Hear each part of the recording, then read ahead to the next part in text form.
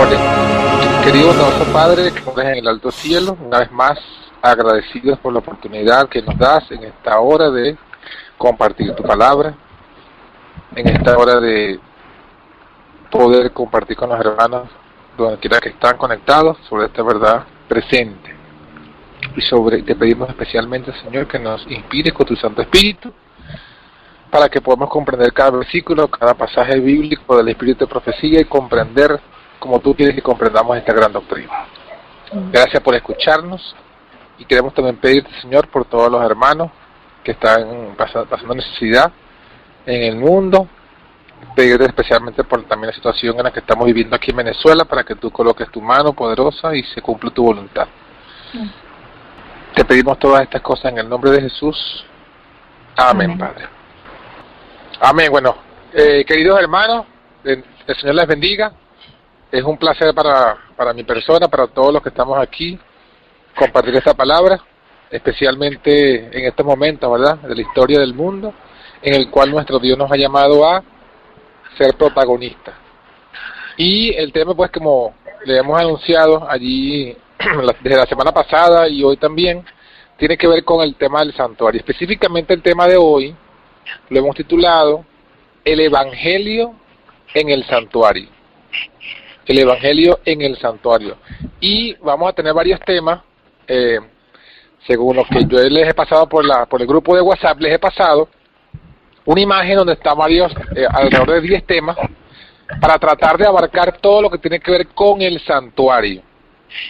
Todo lo que tiene que ver con esta gran verdad desde el momento en el que fue revelado a Moisés esta gran verdad, hasta el momento presente, inclusive los ataques que el enemigo ha hecho para ocultar esta verdad del pueblo de Dios.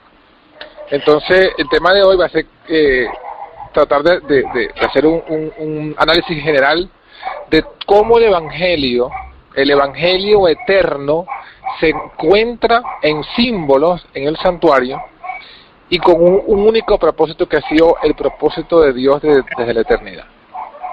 Entonces, fíjense, vamos a comenzar, ¿verdad?, con lo que dice allí en el Evangelio de Juan, capítulo 1, versículo 1. Vamos a encontrar allí algunas palabras y algunos versículos interesantes acerca de lo que ha sido, pues, el deseo de Dios desde la eternidad.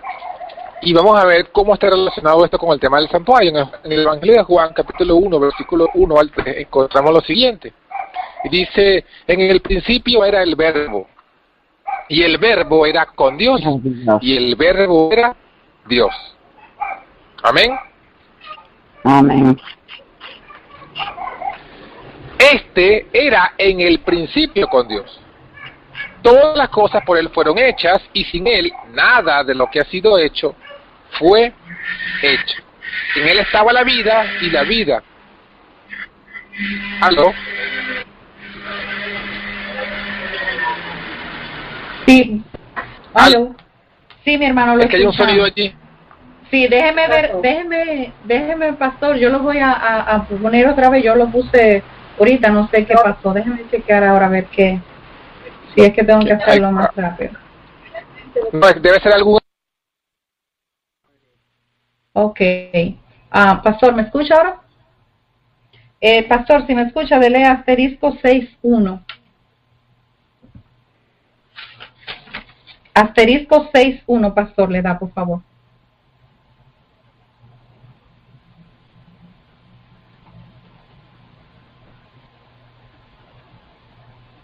Pastor, asterisco 6.1 para que pueda entrar. Hermana, ya usted le dio asterisco 602. Sí. Asterisco 6.1. Así le di, mi hermana, ya. Ok. Asterisco 02.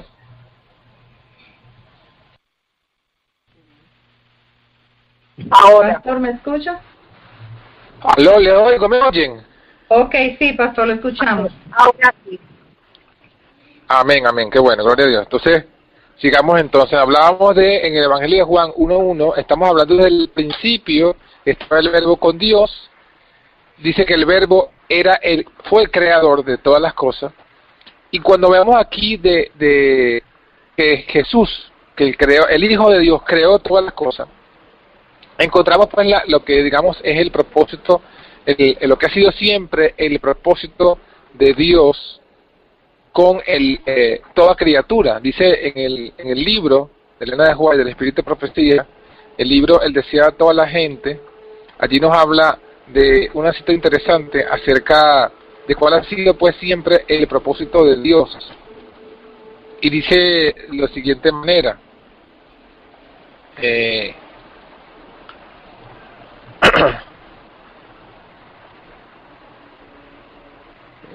14. Sí, miren lo que dice aquí.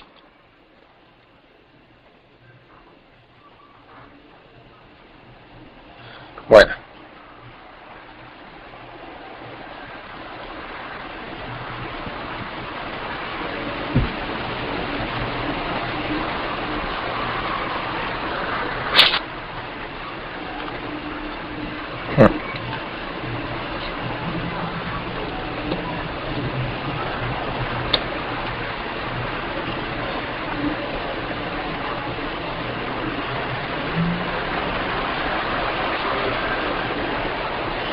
Ajá, aló. Ajá, sí, lo escuchamos. Sí, en el deseo de toda la gente, en el capítulo 16, en la página 132, encontramos el siguiente pensamiento, hablando justamente de la creación, ¿no? Dice, desde las edades eternas, había sido el propósito de Dios que todo ser creado, desde el resplandeciente y santo serafín hasta el hombre, fuese un templo para que en él habitase el Creador. A causa del pecado, la humanidad había dejado de ser templo de Dios. Ensombrecido y contaminado por el pecado, el corazón del hombre no revelaba la gloria del ser divino. Entonces aquí notemos algo interesante y vamos a ver la esencia de la verdad del santuario. Aquí nos está diciendo, desde el momento que aparece aquí, como leímos en Juan 1:1 al 3, en el que el verbo crea todas las cosas, el objetivo con el cual Dios creó, el propósito con el cual Dios creó todo ser viviente, fue que fuese un templo, para que en ese templo habitase el Creador. Ese fue el propósito con el cual Dios nos creó. Dios creó a los ángeles, con el cual Dios creó a los seres humanos, que fuésemos un templo, para en nosotros Él habitar. Ahora, cuando nosotros vamos al libro de Génesis, capítulo 3, encontramos, ¿verdad? En el libro de Génesis, capítulo 3, que en medio bueno, Génesis 1, 2 y 3, encontramos que en medio de la creación, recién el hombre y la mujer creados, vemos allí que había una comunicación, una comunión entre el hombre y Dios, entre la criatura y su creador. Encontramos allí un libre trato, una comunión, vemos allí pues cómo Adán y Eva eran ese templo en el cual Jesús estaba habitando, y con ellos Jesús hablaba cara a cara.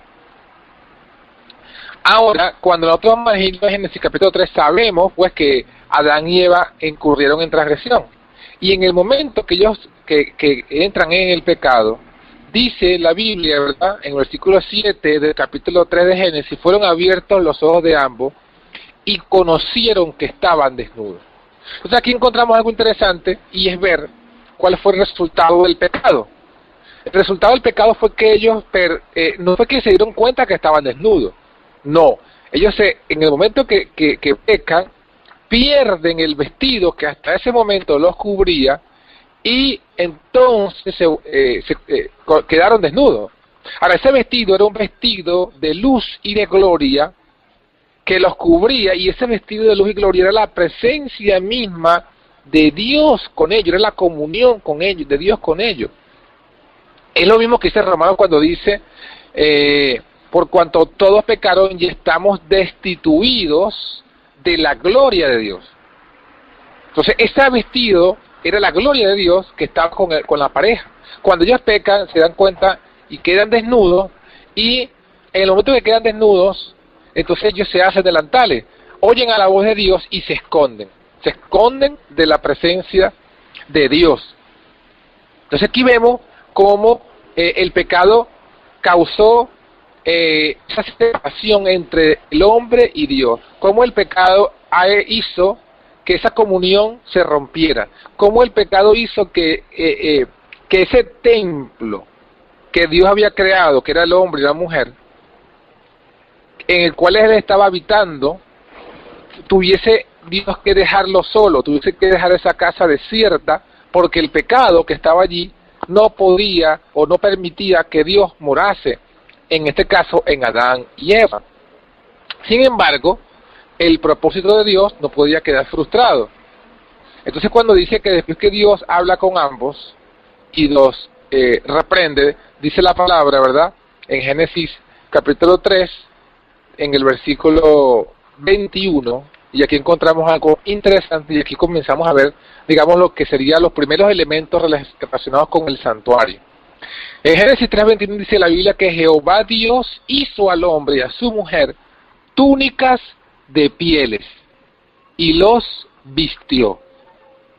Entonces aquí vemos entonces cómo Dios, el Padre, allí para poder mantener de una forma u otra la comunicación con sus criaturas que Él amaba por sobremanera, porque Dios nos ha amado desde antes de la fundación del mundo, y entonces para Él poder mantener esa comunión de modo e impedir pues que el hombre muriese, porque ahora en la condición de pecado Dios es fuego consumidor. ¿Qué hizo Dios para poder entonces mantener esa comunión? Quizás no tan directa como antes, pero mantener todavía un vínculo de comunión. Dios le hace a la mujer túnicas de pieles.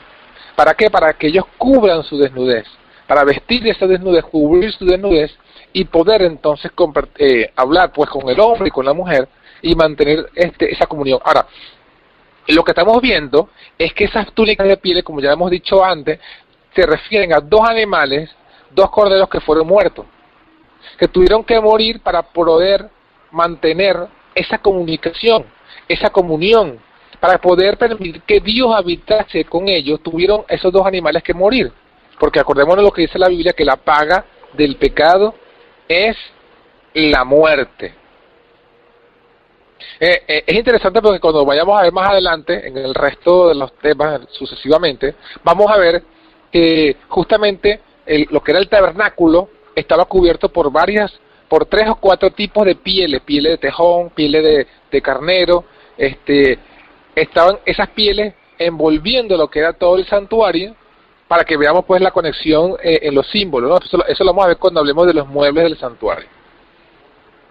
Ahora, al finalizar esta primera experiencia, vemos en el versículo 24 que dice, ya lo habíamos hablado la semana pasada, dice, echó pues fuera al hombre y le puso al oriente del huerto del Edén querubines y una espada encendida que se revolvía a todos lados para guardar el camino del árbol de la vida. Entonces aquí vemos nosotros, ¿verdad?, como el Señor, después que expulsa a la pareja por el pecado, sin embargo, al huerto del Edén, el Señor coloca allí un impedimento. Pero a la vez que era un impedimento, en la puerta del Edén, el Señor era donde se iba a comunicar con Adán y Eva. Era ese lugar donde ellos fueron y trajeron sus ofrendas, que ahorita vamos a ver, Caín y Abel, la trajeron al puerto del Edén. ¿Por qué? Porque allí estaba los querubines, allí estaba una espada de gloria, de luz, que se revolvía para todos lados, y era la presencia, esa gloria, esa espada encendida, viene a ser la Shekinah, que luego iba a habitar en el santuario, y era el símbolo de la presencia de Dios, y fue allí donde Caín y Abel trajeron sus ofrendas. Entonces vemos allí pues los primeros elementos relacionados con el tema del santuario. Y ya estamos viendo en Génesis 3 cómo estos elementos relacionados con las ofrendas, con el santuario, con los querubines, con la gloria, que luego van a estar más especificados en el santuario, todos son elementos propicios para que era la forma en la que Dios ahora estaba estableciendo para mantener la comunión, la comunicación con Adán y Eva. Acuérdense ¿qué es lo que es el Evangelio? El Evangelio es buenas nuevas. En el libro de Romanos, capítulo 1, versículo 16, encontramos una definición muy clara de lo que es el Evangelio. dice allí la palabra del Señor, Romanos 1:16, porque no me avergüenzo del Evangelio, porque es poder de Dios para salvación a todo aquel que cree, al judío primeramente y también al griego. ¿Y cuál es el objetivo del Evangelio? Versículo 17 dice, porque en el Evangelio la justicia de Dios se revela por fe y para fe, como está escrito, el justo por la fe vivirá. Entonces la palabra Evangelio sabemos todo, ¿verdad? Significa buenas nuevas. Bueno. Y Angelio, mensajero, noticia, buena noticia, buen mensaje. Entonces el Evangelio, que es un buen mensaje, que es una buena noticia, no es más que saber que el poder de Dios está disponible para salvación. Ese es el Evangelio. Fíjense que en el capítulo de Génesis 3, cuando se habla de la caída del hombre, también se habla del Evangelio. Porque en el versículo 15, se menciona también el Evangelio. Génesis 3:15, cuando dice, enemistad pondré entre ti y la mujer, y entre tu simiente y la simiente suya. Esta te herirá en la cabeza y tú le herirás en el calcañar. ¿Dónde vemos aquí el Evangelio? Aquí el Evangelio lo vemos en la primera frase, cuando Dios mismo dice, enemistad pondré entre ti y la mujer. Es decir, Dios está diciendo, yo, soberano, creador, a pesar de que tú te has apartado, a pesar de que tú has pecado, a pesar de que tú has decidido vivir bajo los lineamientos de la serpiente, sin embargo, yo voy a colocar en ti una enemistad. Voy a colocar de una forma sobrenatural una enemistad entre la mujer y la serpiente. Acordémonos que aquí la mujer ya no está hablando de Eva solamente, porque si en Génesis 3:15 la mujer estaría hablando solamente de Eva, quiere decir que la única que se va a salvar va a ser Eva, que la única que experimentó la enemistad contra el diablo fue Eva. Pero sabemos que aquí está usando la frase la mujer en sentido simbólico, refiriéndose a la iglesia, al pueblo de Dios, y está diciéndole Dios a la serpiente, y no la serpiente literal, sino la serpiente antigua que se llama Diablo y Satanás. Dios le está diciendo que Dios mismo iba a intervenir de forma sobrenatural, iba a colocar un poder, pero ese poder de Dios sería para salvación. ¿Para salvación de qué? Del pecado. ¿Pero con qué objetivo? ¿Con qué objetivo Dios quiere que el hombre sea salvo del pecado? Con el mismo objetivo del que ya leímos en el Deseado a toda la gente, con el objetivo que vemos en Génesis 1 y 2. ¿Cuál es el objetivo? El objetivo es que Dios quiere restablecer esa unión, esa comunión que Él había perdido con el hombre por causa del pecado. El pecado ha causado separación entre el hombre y Dios. Y Dios está prometiendo y está haciendo dos cosas para restablecer esa comunión. Primero, está proveyéndole de una vestimenta, de un vestido, que indudablemente provino de la muerte del Cordero. Y segundo, está prometiendo un poder, una enemistad que Él va a poner entre el diablo y entre sus hijos. Un poder, una enemistad sobrenatural. Y ese es el poder del Evangelio, poder para salvación. Y ese poder es para todo aquel que cree, primeramente, al judío primeramente, y también al griego. Entonces cuando vemos allí todos los elementos que estamos viendo aquí de la ofrenda, de las pieles, de los querubines y todos estos elementos que luego vamos a ver en el santuario, son elementos que Dios coloca, una vez más decimos, ¿para qué? Para salvar al hombre. Es una forma sobrenatural como Dios está obrando, es una acción de Dios para salvar al hombre y restablecer esa comunión perdida. En Génesis capítulo 4 lo vemos más profundamente cuando vemos allí, el versículo 4 del capítulo 4, dice que andando el tiempo, Caín trajo del fruto de la tierra una ofrenda a Jehová. Entonces aquí cuando hablamos de la palabra ofrenda encontramos los elementos del santuario. Fíjense cómo se van construyendo en los primeros capítulos de Génesis los elementos del santuario que más adelante se van a poner más perfeccionados. Pero lo que estamos viendo aquí es que Abel trajo una ofrenda. Caín también trajo una ofrenda. La ofrenda de Caín era una ofrenda de vegetales, una ofrenda sin sangre. La ofrenda de Abel era unas primicias. Él trajo los primogénitos de sus ovejas. Y dice que Jehová miró con agrado a Abel y su ofrenda. ¿Cómo supieron Caín y Abel que Jehová miró con agrado la ofrenda de Abel y no la ofrenda de Caín? ¿Qué ocurrió para que ellos vieran que Dios había mirado con agrado? Bueno, el testimonio nos dice que la forma en la que Jehová miró con agrado la ofrenda de Abel es que del cielo descendió fuego y consumió la ofrenda de Abel, mientras que la ofrenda de Caín no tuvo ninguna señal sobrenatural de agrado de parte de Dios. Entonces, ¿qué una vez más vemos aquí? Aquí vemos que es la ofrenda en el altar, porque indudablemente que la ofrenda no se ofrece sino en un altar. Esa ofrenda es la que restableció la comunión entre Abel y Jehová, entre el ofrendante y Dios. ¿Por qué? Porque cuando Abel trajo la ofrenda conforme a lo que Dios quería, que era una ofrenda ¿cómo? Con sangre.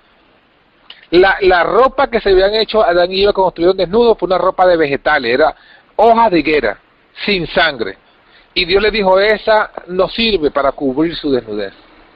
Y le dio una proveniente de la muerte de unos corderos.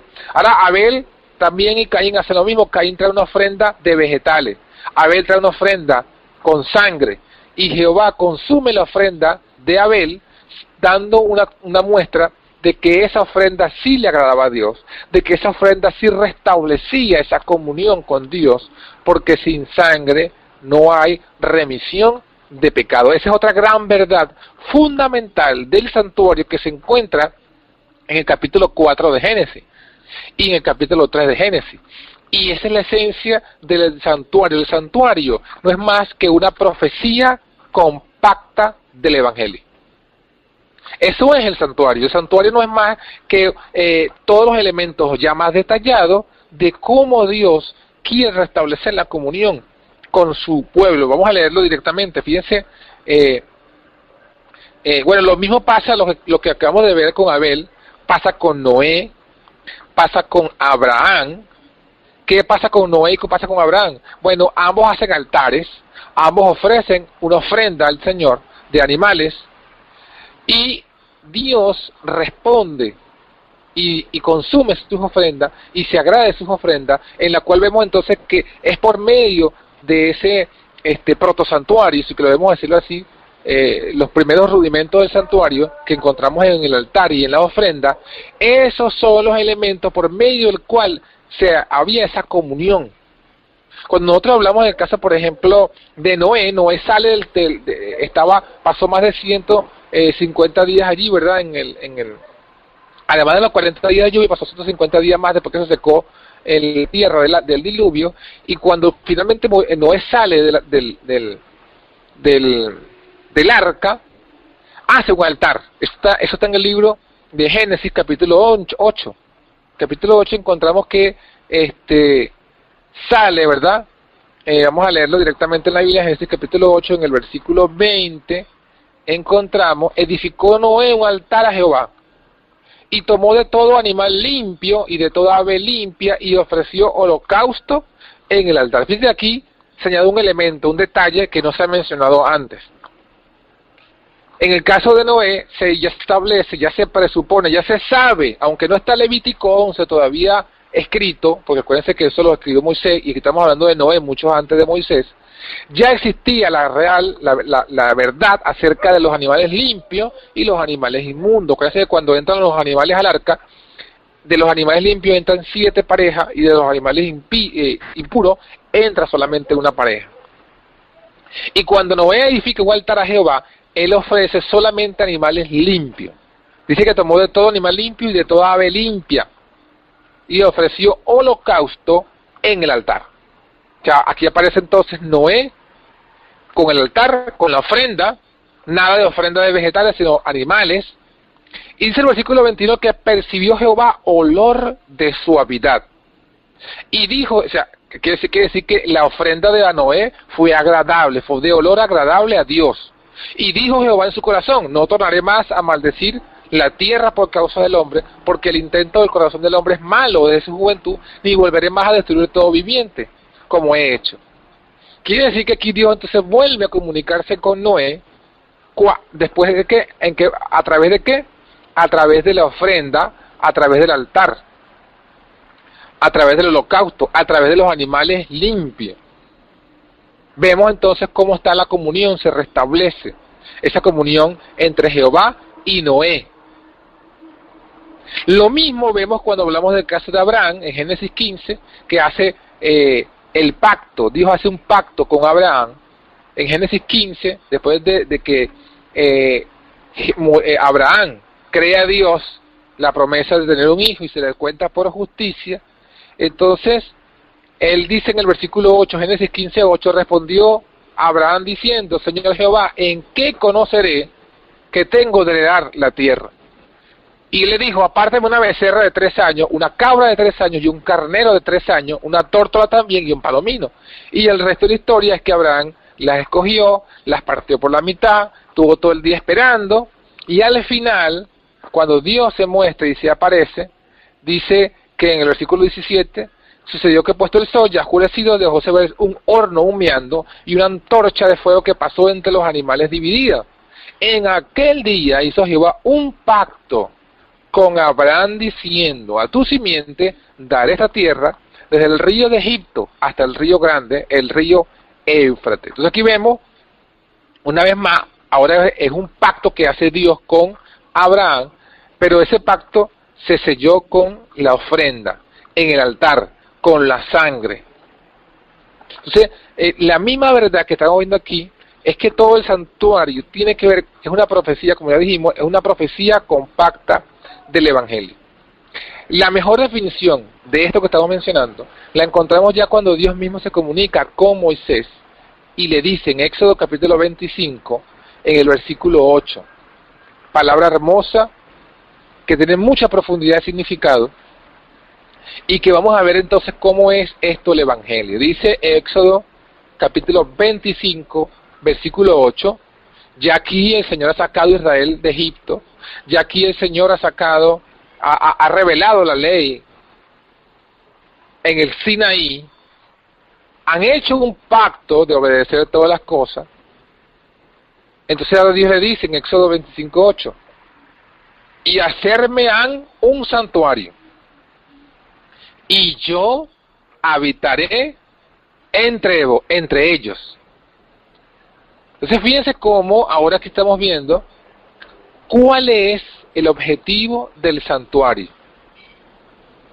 Aquí estamos hablando, por supuesto, valga la aclaratoria, todos los textos que hemos mencionado, toda la historia que hemos contado, se refiere al santuario y a los elementos del santuario terrenal.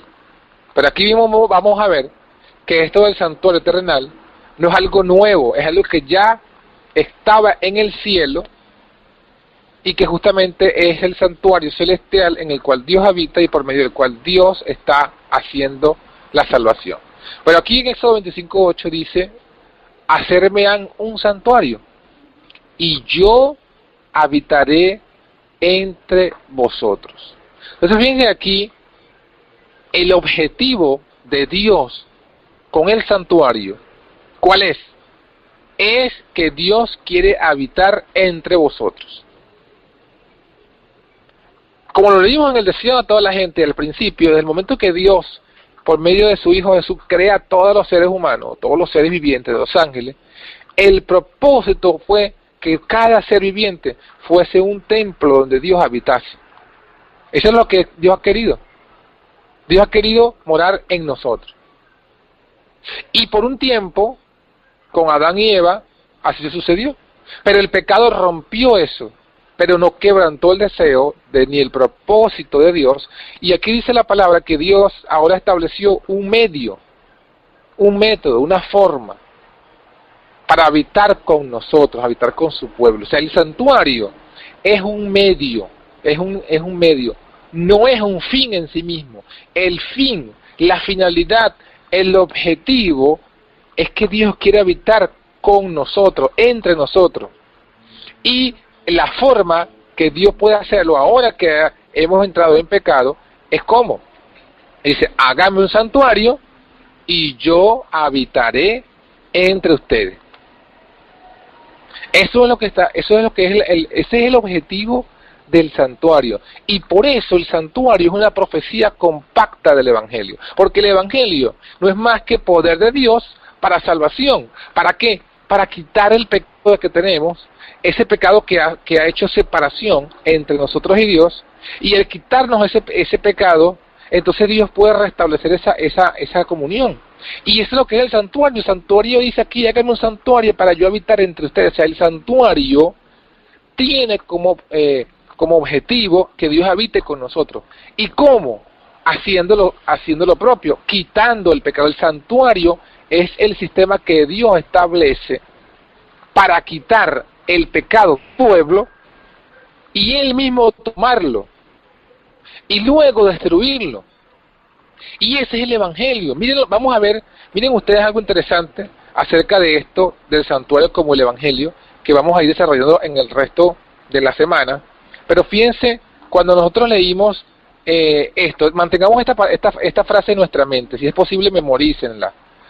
Hacerme en un santuario y yo habitaré entre vosotros. Yo habitaré entre vosotros. Ahora, cuando nosotros vamos al Evangelio de Juan, capítulo 1, versículo 14, miren lo que vamos a leer, miren lo que vamos a encontrar allí en la palabra del Señor. Dice, después de lo que leímos, ¿se acuerdan que leímos al principio Juan 1, 1 al 3, hablando del verbo, en el principio del verbo, y el verbo estaba con Dios, y el verbo era Dios? Bueno, ahora el versículo 14 de Juan 1, 14 dice lo siguiente, y aquel verbo, ¿cuál verbo? El verbo que estaba en el principio con Dios, que estaban ellos dos, el verbo y Dios, y que el verbo, estando con Dios, el verbo también era Dios. Ese verbo, dice el versículo 14, fue hecho carne. Y miren lo que dice, aquel verbo fue hecho carne y habitó entre nosotros. Y vimos su gloria, gloria como del unigénito del Padre, lleno de gracia y de verdad. Miren que es la misma frase cuando habla del santuario. Dice, hacerme un santuario y habitaré entre vosotros. Ahora hoy ustedes nosotros que hemos estudiado y que conocemos algo de la historia de Israel, en ese santuario, lo está diciendo, Dios habitó. ¿Y cómo sabía el pueblo que Dios estaba habitando en el santuario? ¿Cómo sabía el pueblo? Porque en ese santuario se manifestaba la presencia de Dios, la Shekinah, que era un resplandor de gloria, que estaba allí y era el símbolo de la presencia visible de Dios en el santuario. Entonces, háganme un santuario, yo habitaré entre vosotros, y se vio la gloria de Dios habitando. Y cuando vamos a Juan 1.14 dice, aquel verbo fue hecho carne y habitó entre nosotros y vimos su gloria. Así que lo mismo que se dice del santuario, se dice del verbo. ¿Qué se dice? Que habitó entre nosotros. En el antiguo pacto, Dios habitó entre nosotros por medio del santuario. En el nuevo pacto, o en la transición entre el antiguo y el nuevo pacto, Dios habitó entre nosotros, pero a través del verbo hecho carne. Y así como en el santuario terrenal de Moisés se vio la Shekinah, que era la gloria de Dios allí, en el verbo hecho carne que habitó entre nosotros, dice aquí Juan, vimos su gloria. Así que en conclusión, el santuario completo, todo el santuario, era un símbolo del verbo. Era un símbolo del verbo hecho carne. El santuario es el verbo hecho carne.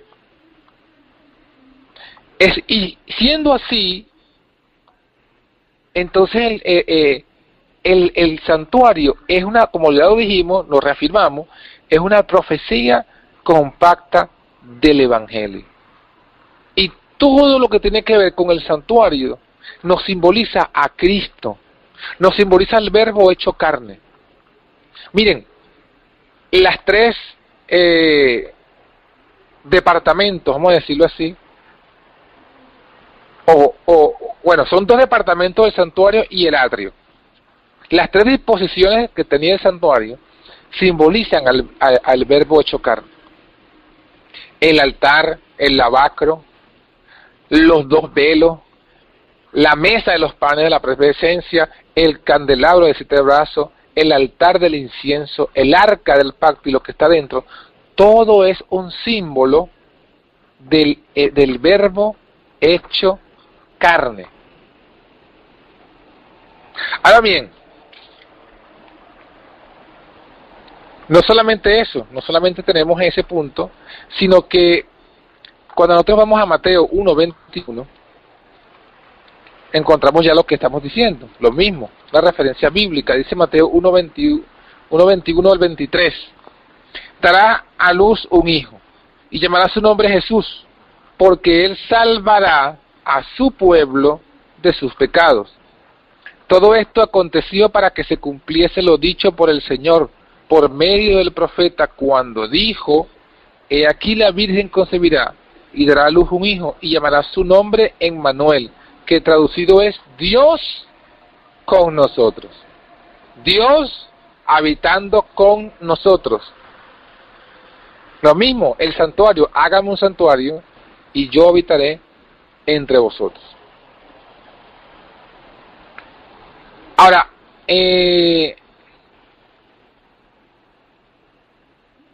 ¿cómo vemos entonces?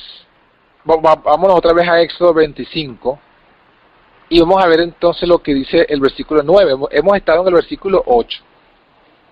Ahora vamos al versículo 9. Leo el 8 y el 9 juntamente. Dice, hacerme un santuario y yo habitaré entre vosotros, conforme a todo lo que yo te mostrare. El diseño del tabernáculo y el diseño de todos sus vasos, así lo haréis. Entonces, aquí nos estamos encontrando con otra gran verdad. Este santuario que Dios manda hacer a Moisés, este santuario iba a ser hecho conforme a uno que Dios le iba a mostrar a Moisés. Dios le iba a mostrar el diseño del tabernáculo, el diseño de los vasos y todo lo demás, y así como Dios se lo mostrara, así Él lo iba a hacer. Así que el santuario terrenal es una copia del celestial. Eso lo dice claramente en el libro de Hebreos. Vamos a ir allí al libro de Hebreos, vamos a refrescar esos pasajes bíblicos que lo certifican para que tengamos pues ese punto claro. Miren, en Hebreos capítulo 8 y 9, esos dos capítulos principalmente se dice eso. Vamos a leer algunos versículos de allí. En Hebreos 8 dice, ahora bien, el punto principal de lo que venimos diciendo es que tenemos tal sumo sacerdote, el cual se sentó a la diestra del trono de la majestad en los cielos. Parémonos allí un momentico. Este versículo 1 nos está diciendo que los 7 capítulos anteriores del libro de Hebreos tienen como objetivo mostrar qué tipo de sumo sacerdote tenemos. Así que cuando estudiemos el sacerdocio del santuario terrenal y el celestial, vamos a estudiar los 7 capítulos de Hebreos, porque es lo que está diciendo aquí, que el punto principal de lo que venimos diciendo, en los 7 capítulos anteriores, el punto principal es que tenemos tal sumo sacerdote. Ahora, el versículo 2 es el que vamos a mencionando hoy, que nos interesa, dice, ministro del santuario y de aquel verdadero tabernáculo que levantó el Señor y no el hombre. Versículo 5 dice, los cuales sirven a lo que es figura y sombra de las cosas celestiales, como se le advirtió a Moisés cuando iba a erigir el tabernáculo, diciéndole, mira, haz todas las cosas conforme al modelo que se te ha mostrado en el monte. Entonces aquí Pablo explica lo que estamos leyendo en Éxodo 25:8 y 25:40. Cuando Dios le dice, hazlo conforme al modelo que te ha sido mostrado en el monte, quiere decir entonces que había un modelo que era el santuario original, el que Dios creó, y que el terrenal que hizo Moisés, que luego perfeccionó Salomón, y que luego reedificó Zorobabel, y que luego embelleció Herodes, todos esos santuarios terrenales, no eran más que una réplica del modelo original que Moisés vio, y que es el santuario verdadero, el que levantó el Señor, y no el hombre. Porque ese santuario, como lo acabamos de decir, el primero, la tienda del desierto, la levantó Moisés. Luego Salomón, ¿verdad?, lo estableció ya en un templo, el templo de Salomón. Ya no era un tabernáculo movible, descargable, no era como una carpa, sino que ya estaba fijo. Luego que fue destruido por Nabucodonosor, fue reedificado por Zorobabel, y luego fue embellecido por Herodes el Grande, pero todos esos fueron hombres. Pero el santuario celestial, que es el modelo original, dice aquí la Biblia, lo levantó el Señor, no lo levantó el hombre. Entonces, eso es lo que nos está explicando Pablo a referencia de Éxodo 25:8 y 25:40, 25:9 y 25:40, que el santuario terrenal fue hecho conforme al modelo que le fue mostrado en el monte. En algún punto Dios lo levantó, no dice cuándo. Sabemos entonces que si Dios lo levantó es porque no es eterno como el Padre. El santuario no es eterno como el Padre, porque Dios lo levantó en algún momento, pero lo levantó con un propósito. ¿Cuál es el propósito? El mismo de lo que ya leímos aquí en Éxodo 25. El propósito del santuario es servir de intermediario para Dios tratar con el pecado, quitárselo al hombre y poder restablecer la comunión que tenía perdida con el hombre. Para, dice allí, hagan un santuario y habitaré entre vosotros. Ese es el santuario terrenal. Pero en el santuario celestial es al contrario. En el santuario celestial nosotros iremos a morar con Dios. Porque eso es lo que dice la palabra, ¿verdad? Nuestra ciudadanía está en los cielos. Jesús dijo, me voy pues a preparar lugar para vosotros, y si me fuere yo a preparar el lugar, vendré otra vez y os tomaré mismo para que donde yo estoy, vosotros también estéis. En el santuario terrenal era Dios quien descendía, bueno, o mejor dicho, era la Shekinah de la gloria de Dios que descendía al santuario terrenal. Era Dios habitando con nosotros.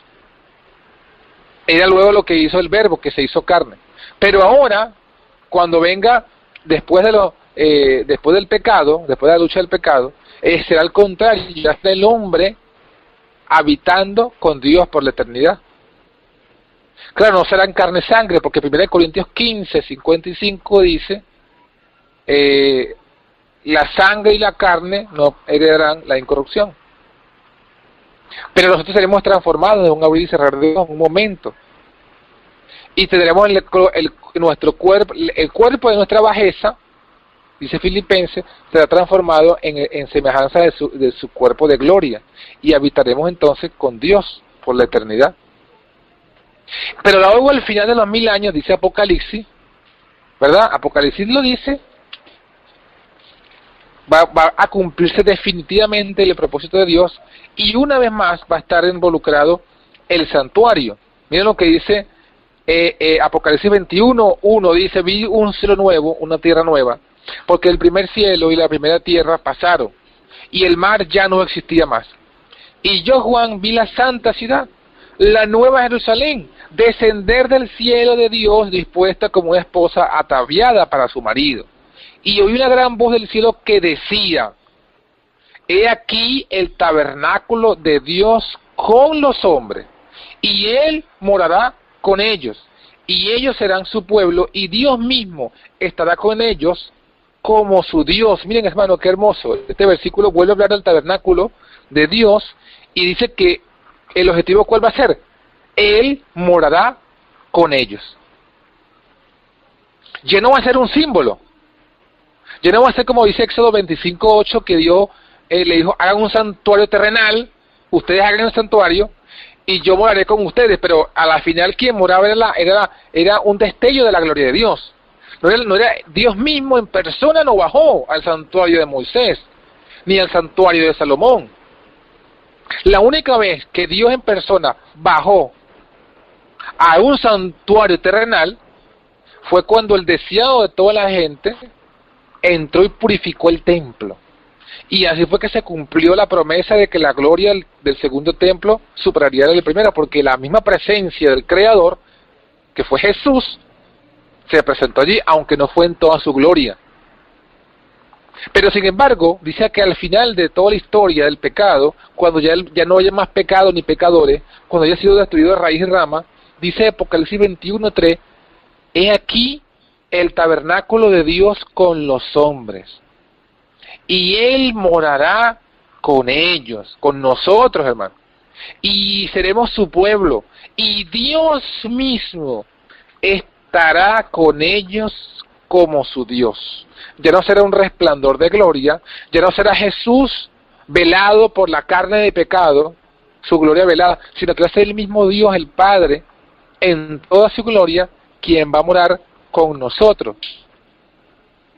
Porque ya habrá sido quitado el pecado de la tierra, habrá sido quitado el jefe de la rebelión, habrá sido quitado el pecado de nuestra carne, de nuestro carácter, de nuestro registro, de todo, estaremos limpios y podremos entonces estar en la misma presencia de Dios, y se cumple lo que dice, ¿verdad? Y verán su rostro. Verán su rostro, y Dios mismo estará allí. Eso lo dice Apocalipsis 22, 3 y 4, dice, no habrá más maldición, el trono de Dios y del Cordero estará en ella, y sus siervos le servirán, y verán su rostro, y su nombre estará en su frente. Entonces miren cómo la promesa hermosa que Dios ha querido desde el que nos creó, que luego hizo a través del santuario terrenal un intermediario, una mediación para poder morar con nosotros, que es exactamente otra forma para que lo podamos ver como el santuario es un símbolo de Cristo. El santuario es un medio, es una intermediación para la cual Dios pueda morar con nosotros, así como Cristo es nuestro mediador para traernos a nosotros a Dios y llevarnos a nosotros hasta Dios. Entonces ahora todos esos que eran pálidos reflejos de lo que Dios quiere hacer, se cumplirá al fin de los tiempos. Pero para que eso ocurra, Dios ha establecido el santuario terrenal como símbolo de lo que iba a ser el celestial. Vamos a leerlo nuevamente en el libro de Hebreos. No solamente el mobiliario del templo y la disposición del templo terrenal estaban hechos conforme al modelo del templo celestial, sino también lo demás. En el libro de Hebreos habíamos leído el capítulo 8, los versículos hasta el 5.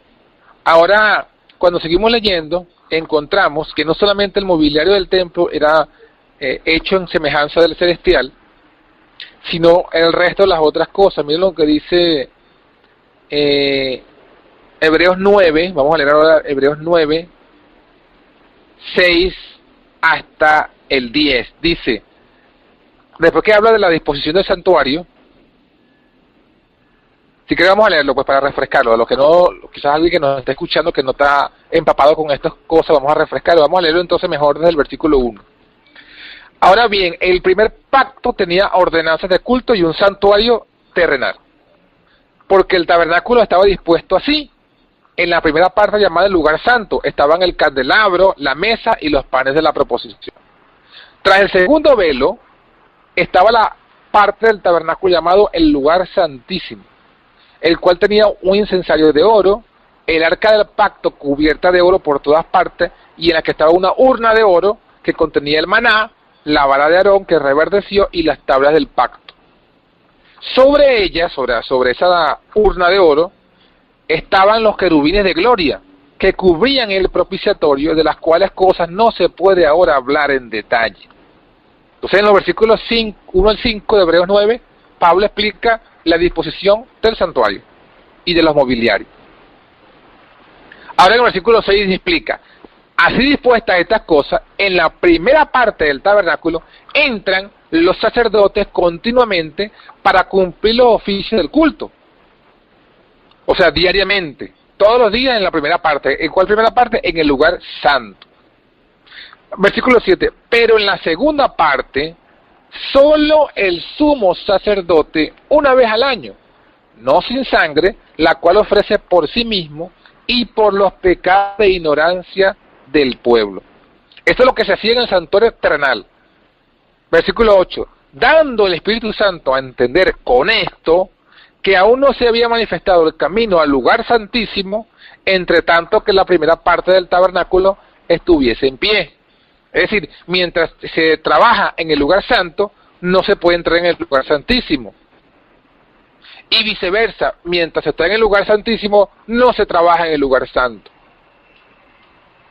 Esa es la primera explicación, o el primer simbolismo.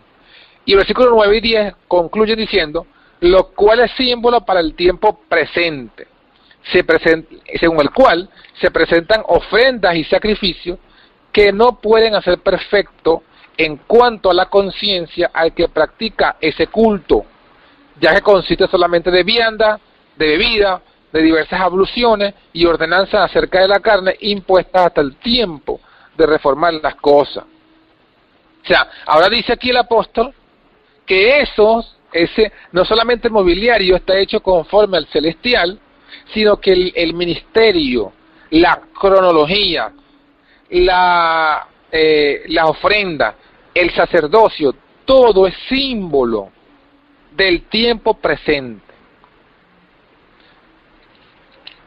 ¿Y de cuál tiempo presente? Versículo 11. Estando ya presente Cristo, sumo sacerdote de los bienes venideros, por el más amplio y más perfecto tabernáculo, no hecho de mano, es decir, no de esta creación, y no por sangre de machos cabríos ni de becerro, sino por su propia sangre, entró una vez para siempre en el santuario, habiendo obtenido eterna redención. Entonces fíjense, aquí está diciendo pues en Hebreos 9 que acabamos de leer, que todo lo que era la disposición del santuario, el servicio del santuario, el sacerdocio, las ofrendas y la cronología del santuario, y aquí por cronología entendemos el calendario del santuario terrenal, todo eso era símbolo del tiempo presente. El santuario y su mobiliario es una réplica hecha a escala, vamos a decirlo así, del santuario celestial. Las ofrendas que se ofrecían en el santuario terrenal, símbolo de la ofrenda de Cristo. El sacerdocio terrenal, símbolo del sacerdocio celestial. El sumo sacerdote terrenal, símbolo de Cristo como sumo sacerdote. El calendario del santuario terrenal, es decir, las fiestas de la primavera, las fiestas del otoño y todos esos elementos eran símbolos también de la cronología del santuario celestial.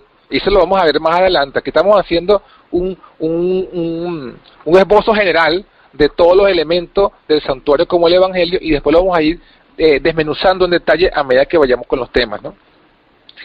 Y el objetivo finalmente, ¿cuál es el objetivo del santuario? Ya lo dijimos, ¿verdad? Para que Dios habitara con nosotros. Pero cuando Dios quiere habitar con su pueblo, ¿qué tiene que suceder para que Dios habite con su pueblo?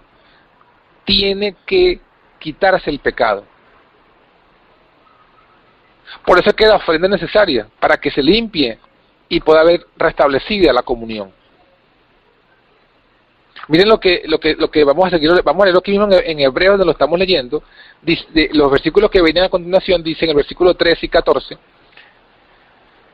Hebreos 9:13, porque si la sangre de los toros y de los machos cabríos y las cenizas de la becerra rociadas a los inmundos santifican. ¿Santifican para qué? Lea su Biblia, versículo 13. Santifican para la purificación de la carne. O sea, ¿qué es lo que lograba el santuario terrenal? Solamente una purificación carnal.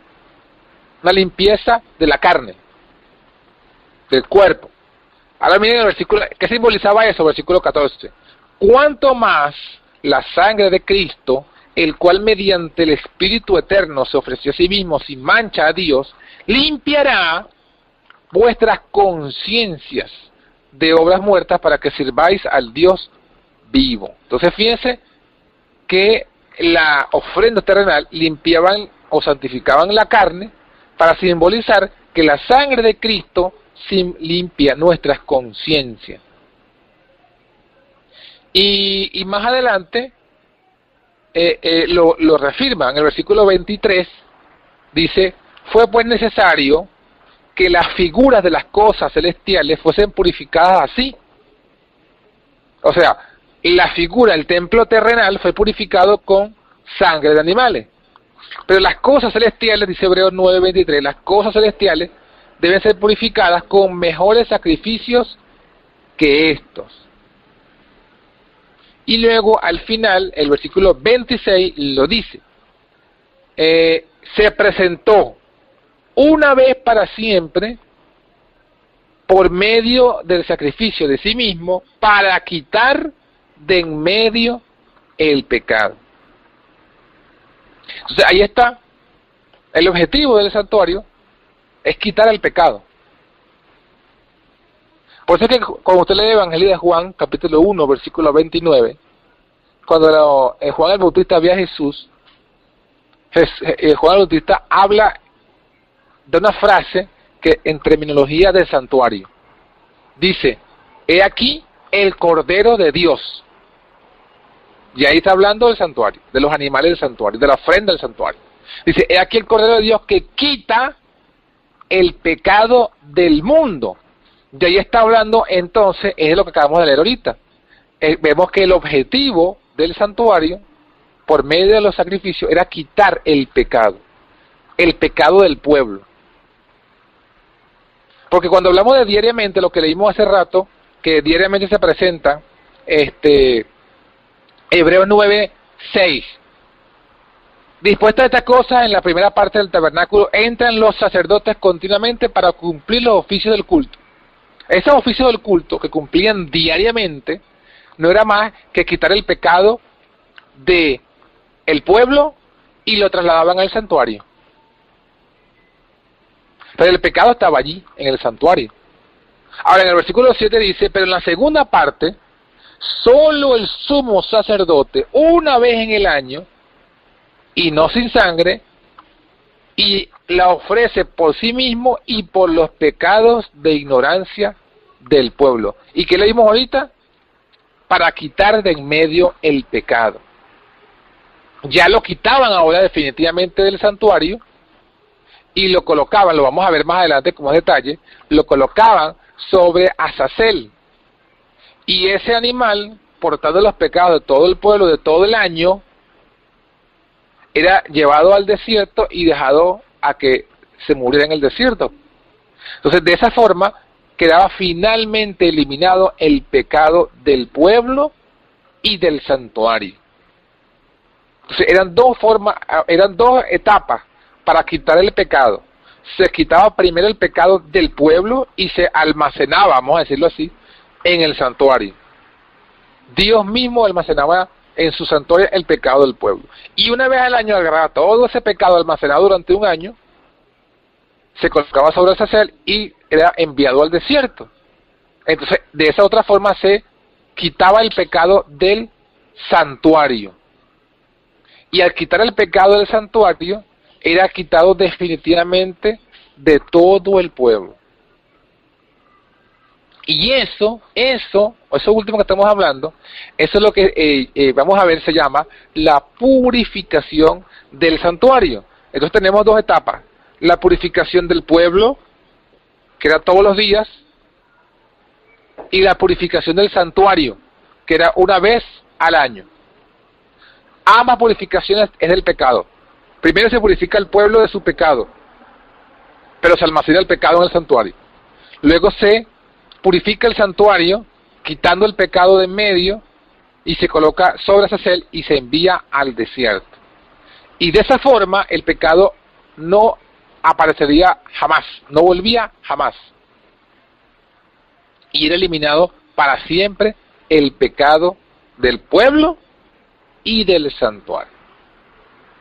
Por eso es que Juan, cuando ve a Jesús, dice: he aquí el Cordero de Dios que quita el pecado del mundo. Por eso es que el santuario es una profecía compacta del Evangelio. Por eso es que el Evangelio eterno se entiende en el santuario. Y por eso es que dice, ¿verdad? Y aquí vamos a cerrar con esta idea para dejarla allí abierta. En Daniel 8:14 se profetiza, hablando del santuario celestial: él me dijo, hasta 2300 días de tarde y de mañana, y el santuario será purificado. Pero ¿esto en qué contexto? Bueno, fíjense que lo que acabamos de leer, leímos bastante del libro de Hebreos. O sea que los cristianos de del primer siglo manejaban esto muy bien. Pero ¿por qué hoy día la gran mayoría de los cristianos no lo conoce? Bueno, en Daniel 8 está por qué. Vamos a leerlo brevemente y llegaremos otra vez a este versículo y vamos a encontrar entonces cuál es el objetivo final de Dios con esta verdad en este tiempo, y lo dejamos hasta allí por hoy para que tengamos entonces ya una idea general de lo que es esta gran verdad. Fíjense, en Daniel 8, como profecías paralelas pues de los Daniel 2 y de Daniel 7, también nos habla de los reinos del mundo. Pero aquí específicamente habla de Medo-Persia y de Grecia, a través de la figura de dos animales. Daniel 8:2 dice: vi en visión, estando junto al río Ulai, alcé mis ojos y miré aquí un carnero que estaba delante del río, el cual tenía dos cuernos, y aunque eran altos, el uno era más alto que el otro, y el más alto subió a la postre. Vi que el carnero hería con los cuernos al poniente, o sea, al este. El poniente es el oeste. Vi el carnero que hería los cuernos al oriente, al norte y al sur, y que ninguna bestia podía parar delante de él, ni había quien escapase de su mano, y hacía conforme a su voluntad, y se engrandecía. Estando yo considerando, he aquí un macho cabrío. Fíjense los dos elementos. Primero es un carnero y ahora es un macho cabrío. Si usted analiza Daniel 2, las figuras que se habla de los reinos de Babilonia, Medo-Persia, Grecia y Roma, son metales. Si usted habla de Daniel 7, son animales feroces, y todos los animales de Daniel 7 son animales inmundos, en la clasificados por Levítico 11 como animales inmundos. ¿Cuáles son esos? Bueno, el león, el oso, el leopardo y la bestia espantosa y terrible. Todos son animales inmundos. Pero Daniel 8 va a hablar ahora de los mismos reinos, o por lo menos de los reinos de Medo-Persia y de Grecia y de Roma, pero las figuras que usa son animales limpios, carnero y macho cabrío, y son animales que se usaba profusamente en el santuario. Ese es un detalle interesante, porque la profecía de Daniel 8 va a hablar del santuario. Vamos a seguir leyendo. Entonces dice que apareció el macho cabrío, habíamos estado leyendo.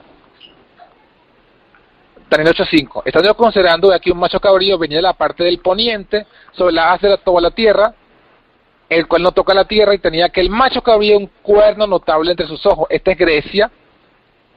El carnero es Medo-Persia, y el macho cabrío es Grecia, y el cuerno entre sus ojos es el rey primero, que es Alejandro Magno.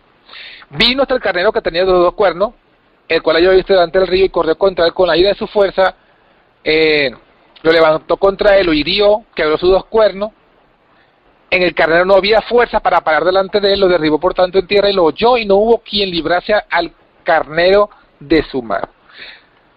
Se engrandeció en gran manera el macho cabrío, o sea, Grecia, y estando como su mayor fuerza, aquel gran cuerno de Alejandro Magno fue quebrado, y en su lugar fueron otros 4 maravillosos cuernos hacia los 4 vientos del cielo, son los 4 generales.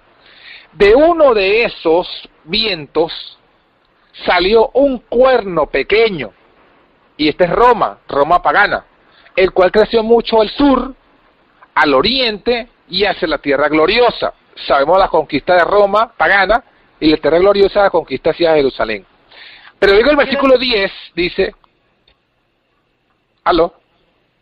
Sí, versículo 10, ok.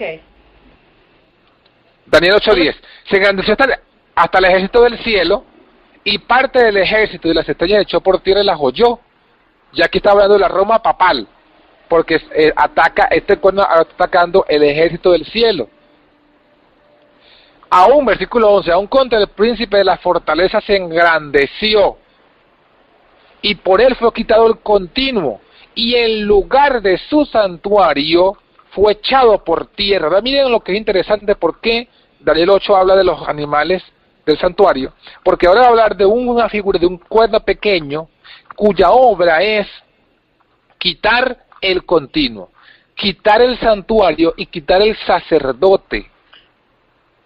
Versículo 12, y el ejército le fue entregado a causa de la prevaricación sobre el continuo, echó por tierra la verdad e hizo cuanto quiso y prosperó.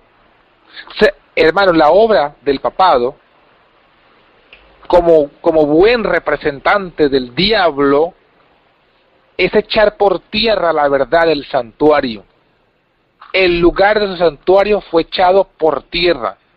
El santuario, el lugar del santuario de Dios es celestial, pero el papado hizo un santuario terrenal. Si usted va a lo que es la disposición de todas las iglesias católicas, están dispuestas como el santuario de los judíos.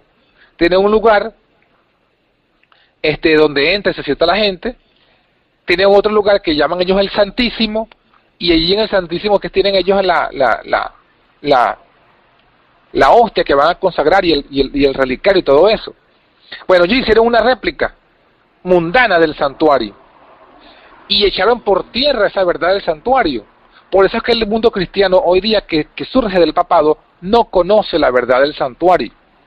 Pero versículo 13 dice, oí un santo que hablaba, y otro de los santos dijo a aquel que hablaba, ¿hasta cuándo durará la visión del continuo y de la prevaricación que pone el santuario para ser pisoteado? O sea, ¿hasta cuándo va a estar el santuario? ¿Hasta cuándo va a estar la verdad del santuario pisoteada por el cuerno pequeño? ¿Hasta cuándo el papado va a ocultar la verdad del santuario y de todo lo que simboliza el evangelio en el santuario? Y él me dijo, hasta 2300 tardes y mañanas, y el santuario será purificado. Por eso es que desde 1844 hasta hoy y hasta el fin de los tiempos, la verdad del santuario Dios la ha traído al entendimiento de sus hijos, al conocimiento de sus hijos, y debe ser predicada como punto central de nuestra fe, del mensaje de los 3 ángeles, porque es la obra que Dios quiere que se haga, que esa verdad del santuario que ha sido echada por tierra sea puesto al tapete, sea puesto a la visión de todo el mundo, para que todo el mundo sepa que el santuario está siendo purificado, y que esa es la obra, la última obra de la redención, la etapa final de la redención, es la purificación del santuario, es quitar todos esos pecados que ya Jesús ha quitado de sus hijos, y los ha trasladado al santuario celestial. Ahora ese pecado va a ser quitado del santuario y enviado al desierto, colocado sobre Azazel, y él lo tendrá por 1000 años hasta que sea destruido. Y cuando eso suceda, es cuando se cumple lo que leímos hace rato, en Apocalipsis 21 y 22, el tabernáculo de Dios bajará a la tierra y Dios mismo estará con nosotros. Entonces, todavía el diablo está haciendo trabajos en el pueblo para ocultar la verdad del santuario. Eso lo vamos a ver mucho más adelante cuando estudiemos más estos elementos, Como yo dije, este es un esbozo general de todo lo que vamos a trabajar, pero vamos a ver cómo, a pesar de que ya Dios desde 1844 ha estado trayendo la luz del santuario, cómo dentro del mismo pueblo adventista el enemigo ha tratado de desviar la mirada del pueblo del santuario. Y déjeme decirle que lo ha logrado. En una gran mayoría del pueblo no está en el santuario celestial. No están con sus ojos atentos a lo que se está desarrollando en el lugar santísimo. No están viviendo en el día de expiación. Aunque se está ocurriendo, aunque está sucediendo el día de expiación en el cielo, sus vidas no están, no están viviendo como si estuviésemos en el día de expiación. Están viviendo como si estuviésemos en otra época. Y eso es evidencia de que el diablo ha logrado desviar la mirada del pueblo del lugar santísimo del santuario celestial. Sin embargo, como Dios siempre ha tenido un remanente y tendrá un remanente donde, como dice la palabra, están con sus ojos atentos a lo que se está desarrollando en el santuario celestial. Entonces, mis queridos hermanos, esta es una gran verdad, una doctrina fundamental, es el centro, como lo dice el conflicto de los siglos, este es el centro de la fe adventista y de la fe cristiana en general, porque el apóstol Pablo, en Hebreos, todo lo que hemos leído de Hebreos, dedicó todo un libro para explicar detalladamente todo lo que tiene que ver con el santuario, con el sacerdocio y con las ofrendas. Entonces, pues, oremos. Querido Padre, que moras en el alto cielo, una vez más agradecidos por la oportunidad que nos diste en esta noche de compartir la palabra. Gracias porque la tecnología y el internet esta vez funcionaron, Señor, y permitiste que pudiésemos compartir la palabra. Ayúdenos, Padre, en que podamos cada día comprender más tu verdad. Tú has revelado a través de los testimonios de la Biblia que esta doctrina del santuario es importantísima, es el centro de nuestra fe, que necesitamos comprender esto para poder ejercer la fe que necesitamos en estos tiempos y para desempeñar nuestra posición, desempeñar nuestra labor en la posición que tú nos has llamado. Así que, Padre, ayúdanos, porque hay muchas voces. Nosotros mismos hemos sido instruidos por una iglesia que ya sabemos que está en la apostasía omega, y necesitamos ahora, Señor, volver a estudiar este tema, pero a la luz únicamente de un escrito está, a la luz de la Biblia y el espíritu de profecía. Ayúdanos, Señor, a dejar a un lado todas las opiniones preconcebidas, a dejar a un lado los comentarios de hombres, no importa de cuál denominación sea, dejar a un lado las opiniones de la ciencia y abocarnos, Señor, a lo que está inspirado, a lo que es tu palabra y a lo que es el espíritu de profecía. Y ayúdanos a comprender, Señor, según tu espíritu, esta gran verdad del santuario, esta gran verdad de la purificación del santuario, esta gran verdad, Señor, de lo que implica para nosotros que estamos viviendo en el día de la expiación. Ayúdanos, porque no solamente necesitamos comprenderlo, tú nos llamas a que lo prediquemos, y no podemos predicar a otros lo que nosotros mismos no comprendemos. Así que ayúdanos, Padre, para poder, comprendiendo bien estas cosas, poderlas compartir con otros. Y sobre todo, Padre, ayúdanos para que, comprendiéndolas, podamos vivir a la altura de esta luz. Dice a todos los hermanos que han escuchado esta cadena, a los que la van a escuchar cuando esté grabada, Señor, que también sea sobre ellos tu bendición, tu sabiduría, tu Santo Espíritu, y que, Señor, todos podamos juntos, como un solo hombre, como un solo cuerpo, seguir creciendo en conocimiento de tu verdad, en unidad, en verdad y en espíritu. Y, Señor, según tu voluntad, tú nos puedas usar donde quiera que nos lleves para predicar esta gran verdad. Oh, Señor, aviva tu obra en medio de los tiempos difíciles, Padre, hazla conocer. Bendícenos a todos los que están aquí, a los que se van a ir agregando, dar una noche de descanso y que el resto de la semana sea de bendición y edificación para todos nosotros. Te pedimos estas cosas en el nombre de Cristo Jesús nuestro Señor. Amén.